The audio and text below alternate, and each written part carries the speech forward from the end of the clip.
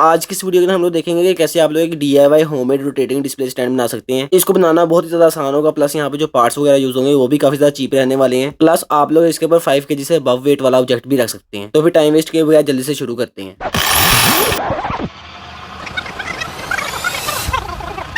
Rotating display stand की main base के तौर पे मैं ये प्लेट यूज करूंगा। ये फुल प्लास्टिक की है और इसको मैंने अपने हिसाब से कट और एडिट कर लिया है। दरमियान में मैंने होल भी कर दिया है जहां पे मैं अपनी गेयर मोटर लगाऊंगा। अब अगर ऐसी प्लेट आप लोगों के पास ना हो तो आप लोगों ने टेंशन नहीं लेनी, आप लोग सिंपल प्लास्टिक का बोल यूज कर सकते हैं। उसके दरमियान में होल करके आप लोग अपनी गेयर मोटर उस पर लगा सकते हैं। और जो गेयर मोटर्स हैं वो काफी डिफरेंट टाइप्स की तो मार्केट में अवेलेबल है और मैंने ऑलमोस्ट वो सब परचेज कर लिए ताकि मैं आप लोगों को बता पाऊँ कि आप लोगों के रोटेटिंग डिस्प्ले स्टैंड के लिए बेस्ट स्पीड और टॉर्क वाली मोटर कौन सी होगी। सबसे पहले यहाँ पे जो मोटर अवेलेबल है 3.7 वोल्ट से 12 वोल्ट तक ऑपरेट करती है और इसके अंदर टोटल 2 शाफ्ट लगी हुई है। मैं आप लोगों को इसको 3.7 वोल्ट की बैटरी पर चला के दिखा देता हूँ ताकि आप लोग इसकी स्पीड और साउंड का आइडिया ले सकें। काफी ज्यादा कम वोल्ट्स पर भी इस मोटर की स्पीड और इसका साउंड बहुत ज्यादा है। रोटेटिंग डिस्प्ले स्टैंड बनाने के लिए मोटर की स्पीड और इसकी आवाज का कम होना बहुत ज्यादा जरूरी होता है। आई थिंक ये वाली मोटर एक अच्छा ऑप्शन नहीं है। नंबर 2 पे हमारे पास ये काफी छोटी साइज के अंदर मोटर, इसकी जो गेयर्स हैं वो फुल मेटल की हैं, लेकिन ये सिर्फ 3.7 वोल्ट पर ऑपरेट करती है। तो इसको भी मैं आप लोगों को चला के दिखा देता हूँ। मेरे पास इस वक्त जितनी भी मोटर्स पड़ी हैं इस मोटर का टॉर्क सबसे ज्यादा कम है। और अगेन इसमें भी वही पहली मोटर वाला इशू है, इसकी भी आवाज़ और स्पीड बहुत ज़्यादा है। तो मैं आप लोगों को सजेस्ट करूंगा कि अगर आप लोग एक रोटेटिंग डिस्प्ले स्टैंड बना रहे हैं तो आप लोग इस तरह की मोटर को यूज़ करना। इस तरह की मोटर्स बिल्कुल नॉइजलेस होती हैं और इनका टॉर्क भी काफ़ी ज़्यादा होता है। और मैं ये 12 वोल्ट वाली गेयर मोटर यूज़ करूंगा अपने रोटेटिंग डिस्प्ले स्टैंड के अंदर। इसकी स्पीड और इसका साउंड वगैरह मैं आप लोगों को आगे चल के चेक करवा देता हूँ। सबसे पहले मैं इसके ऊपर से इसकी ये नोब रिमूव कर लेता हूँ। इस मोटर की जो मेन अटैचमेंट वाला पार्ट है ये फुल मेटल का है, इसी वजह से इस मोटर की जो ड्यूरेबिलिटी है वो भी काफ़ी अच्छी रहेगी। तो मैं अपनी मोटर को अपनी बेस के साथ अटैच करने के लिए इस पे होल्स वगैरह कर लेता हूँ।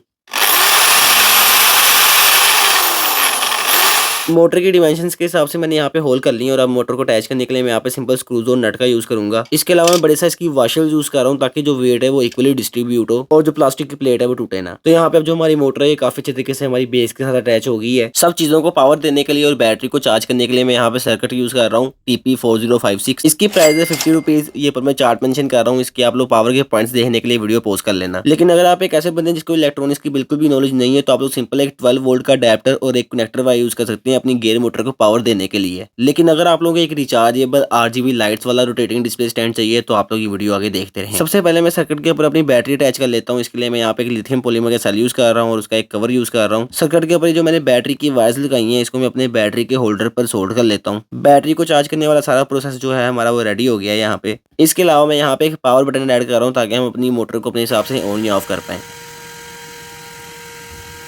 ये जो वायर्स मैं सोल्ड कर रहा हूँ ये हमारी मोटर की वायर्स होंगी और जो ऑन ऑफ बटन है वो भी इसी वायर के साथ अटैच होगा। अब यहाँ पे हमारे डिस्प्ले स्टैंड की बेस और इसकी इलेक्ट्रॉनिक्स का सारा काम हो गया है। अब हम यहाँ पे इसको जरा खूबसूरत करने के लिए इसमें RGB लाइट्स अटैच कर लेते हैं। RGB लाइट्स के लिए मैं यहाँ पे 50-50 RGB बोर्ड यूज करूंगा। इसकी जो प्राइस है वो अराउंड 350 से 400 है। इसके ऊपर स्विचेस लगे हुए हैं जिनको हम ऑन या ऑफ करके इसके जो कलर्स हैं उनको अपने हिसाब से एडजस्ट कर सकते हैं। इसको लगाने के लिए मैं ग्लू गन का यूज कर रहा हूँ और इसको मैं अपनी बेस पर लगा रहा हूँ। आप लोग अपनी रिक्वायरमेंट के हिसाब से जहाँ पे आप लोगों को जरूरत हो वहाँ पे LED लाइट को इंस्टॉल कर सकते हैं। अब यहाँ पे हमारी सब चीजें रेडी हो गई हैं तो अब हम अपनी इन चीजों को अपने डिस्प्ले स्टैंड की बेस में लगाना शुरू करते हैं। अब जितने टाइम में मैं ये सब चीजें इंस्टॉल कर रहा हूँ तब तक आप लोग वीडियो को लाइक और चैनल को सब्सक्राइब कर दें। चार्जिंग बोर्ड लगाने के बाद मैंने इसकी बेस की आगे से कटिंग कर दी थी जिससे हम इसको चार्ज कर पाएंगे। अब ये जो 2 पॉइंट्स मैं यहाँ पे सोल्ड कर रहा हूँ यहाँ पे हम अपनी RGB लाइट्स की वायर्स को सोल्ड करेंगे। लाइट्स की वायर्स को सोल्ड करते हुए आप लोगों ने नेगेटिव और पॉजिटिव का काफी ज्यादा ख्याल रखना है, अदरवाइज जो लाइट्स हैं वो जल भी सकती हैं। जो मोटर्स की वायर्स हैं वो आप लोग आगे पीछे भी कर सकते हैं, इससे बस इसकी रोटेशन पे फर्क पड़ेगा। इसकी बेस को मैं थोड़ा सा कट कर रहा हूँ ताकि हम यहाँ पे इसका जो ऑन ऑफ बटन है वो लगा पाए।